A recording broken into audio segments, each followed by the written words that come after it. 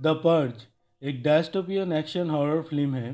ये स्टोरी है एक धनी परिवार जो वार्षिक पर्च के दौरान हत्यारों के एक गृह द्वारा खुद को खतरे में पाते हैं। एनुअल पर्च एक ऐसा रात जिसके दौरान हत्या सहित सभी अपराध अस्थायी रूप से कानूनी हैं। 2014 में अमेरिका के न्यू फाउंडिंग फादर्स नामक एक राजनीतिक दल को आर्थिक पतन के बाद कार्यालय में वोट दिया जाता है और पर्क को मंजूर देने वाले एक कानून प्रतिष्ठित किया जाता है। एक वार्षिक घटना जिसमें सभी अपराध कानूनी हैं और आपातकालीन सेवाओं को अस्थायी रूप से निलंबित कर दिया गया है। कहा जाता है 2022 तक यूएसए वर्चुअली अपराध मुक्त हो गया है। कानूनी बेरोजगारी घटकर 1% हो गया है।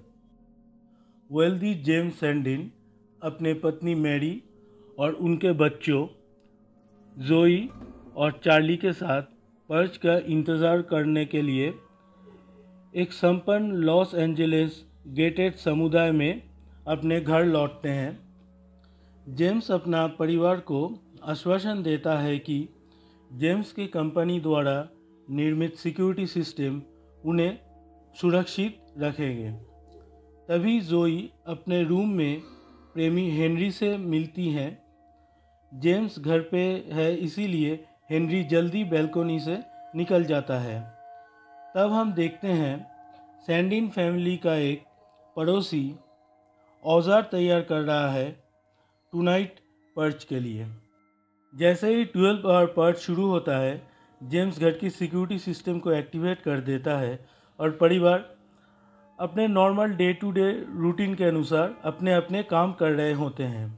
जोई अपने कमरे में लौटती हैं और हेनरी को पाता है। हेनरी सिक्योरिटी सिस्टम एक्टिवेट होने से पहले जोई के रूम में चुपके से घुस गया था। हेनरी जोई के पिता जेम्स से उनके रिश्ते के बारे में फैसला करने की योजना बना रहे होते हैं। इस बीच चार्ली सुरक्षा मॉनिटर देखता है और नोटिस करता है कि एक घायल व्यक्ति मदद के लिए पुकार रहा है।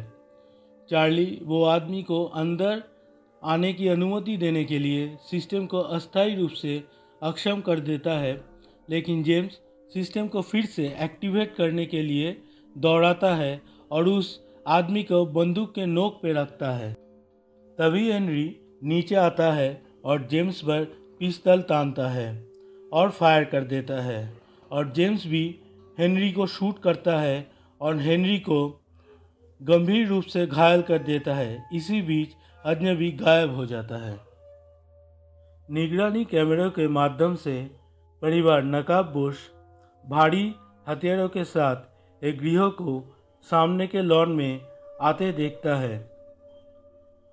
गृह के नेता बेघर आदमी की मांग करता है और चेतावनी देता है कि अनुपालन करने में विफल के परिणाम स्वरूप आक्रमण होगा।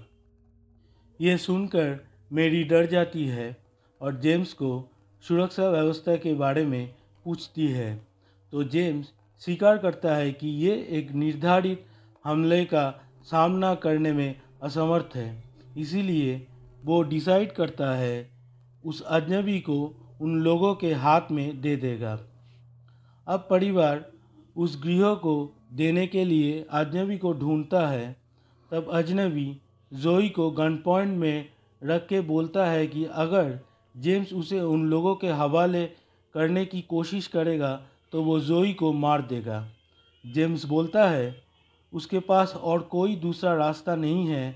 अगर वो उसे हैंडओवर नहीं करेगा तो वो लोग उसे और जेम्स की फैमिली सबको मार देगा। इसीलिए वो जो भी कर रहा है अपनी फैमिली को बचाने के लिए कर रहा है। तब अजनबी जेम्स को बोलता है मुझे हैंडओवर कर दो और अपनी फैमिली को बचाओ। अब जेम्स महसूस करता है कि वे बेहतर पोजीशन में नहीं होंगे यदि वे ऐसा करते हैं और उसका और अपनी फैमिली के बचाव करने की निर्णय करता है। समय सीमा बीत जाने के बाद गृह घर में घुस जाता है। जेम्स उन लोगों से लड़ता है और गृह के कई लोगों को मार देता है।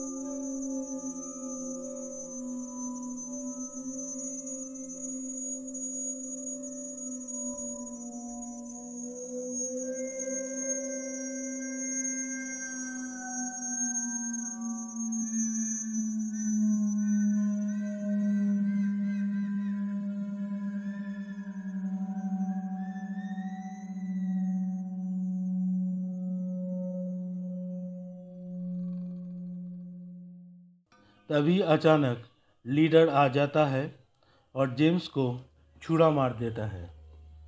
इसी दौरान चार्ली सीसीटीवी रूम से नोटिस करता है नेवर्स अपने अपने रूम से निकल रहा है और सैंडिन्स के घर के तरफ आ रहा है और आके गैंग के बाहर रुके हुए मेंबर को मार डालता है। कहीं और मेरी पर दो पर्जर्स द्वारा चुपके से हमला किया जाता है। मेरी के स्वयमित होने के बाद महिला पर्जर मेरी का पीछा करती है और मेरी की पसलियों को गुदागुदी करना शुरू कर देती है। जैसे ही मेरी उन्हें रोकने के लिए अपनी ज़िंदगी की भीख मांगती है, तब महिला पर्जर मेरी को मार डालने के लिए अपना छुरी उठाती है और तभी पड़ोसी आके मेरी को बचा लेती है। लीडर परिवार को मारने की प्रयास करते हैं, लेकिन जोई के द्वारा मारा जाता है, जबकि जेम्स की चोटों से मृत्यु हो जाता है। मैरी पड़ोसियों को बचाने के लिए उन्हें धन्यवाद देती हैं, लेकिन उनकी नेता ग्रीस फेरिन सैंडिन्स के लिए अपने समूह के नफरत का खुलासा करती हैं, क्योंकि सैंडिन्स ने जो भी पैसा कमाया है वो अपने नेवर्स को सिक्योरिटी सिस्टम सेल करके कमाया है और इसी के खातिर सैंडिन्स अमीर से अमीर होते गए, मगर वो लोग जहाँ थे वहीं रह गए। वे सैंडिन्स को पकड़ लेते हैं और उन्हें मारने की तैयारी करते हैं, लेकिन तभी अजनबी लौटता है, पड़ोसियों में से एक को मार गिराता है और सैंडिन्स को मुक्त कराने के लिए ग्रीस को बंधक बना देता है और पड़ोसियों को सैंडिन्स को छोड़ने के लिए मजबूर कर देता है। मैरी उसे शेष पड़ोसियों को मारने से रोकती हैं, ये तय करते हुए कि वे सभी शांतिपूर्वक पर्च के शेष भाग की प्रतीक्षा करेंगे। अगली सुबह ग्रीस नियंत्रण को जब्त करने की प्रयास करती हैं, लेकिन मैरी ने प्रतिशोध में उसे घायल कर देती हैं। जैसे ही पर्च के अंत का संकेत देने के लिए सायरन बजता है, मेरी पड़ोसियों को उसकी घर को छोड़ने के लिए मजबूर कर देती हैं और अजनबी को शुक्रिया अदा करते हैं उन लोगों की मदद करने के लिए।